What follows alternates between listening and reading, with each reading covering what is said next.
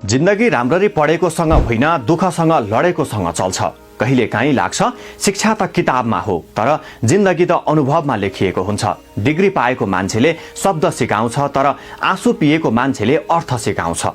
उच्च शिक्षा लिएकोले बोल्न त सक्छ, तर पीडाले घोटिएको मान्छेले कसरी चुपचाप सहेर बाँच्ने भनेर देखाउन सक्छ।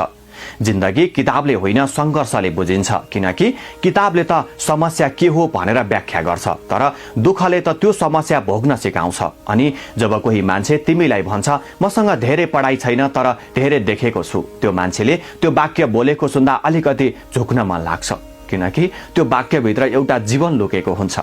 नभोगेसम्म नबुझिने, नरोएसम्म नछुने। जसले चाउरिएको चप्पल पालेको छ उसले जमिनको उकाली ओराली बुझेको हुन्छ। जसले रातको भोक सहेर बिहानको सूर्य हेरिरहेको छ उसले असली आशा के हो भनेर बुझ्छ। जीवनमा चलाउने कुरा फाइलका पानाहरूमा छैन, छ जुत्ता घिसारेर हिँडेको गोरेटोमा, छ खेत जोतेर खालेको पसिनामा, छ आमाले नुन भात खुवाउँदा छोएको हातमा, छ बाबुको जिउभरि रौँ झरेर कमाएको ती थोरै पैसामा। त्यसैले जीवनको बाटोमा साथ खोज्दा धेरै पढेको होइन धेरै भोगेको मान्छे रोज, किनकि पढे लेखेका धेरैले कसरी बाँच्ने त देखाउँछन्, तर पीडामा घोटिएकाले किन बाँच्ने भन्ने सिकाउँछन्। अन्त्यमा तिमी कोसँग छौ भन्दा अघि तिमी कोसँग बाँच्छौ भन्ने सोच, किनभने पढाइले काम दिन सक्छ तर जीवनमा साथ दिन्छ।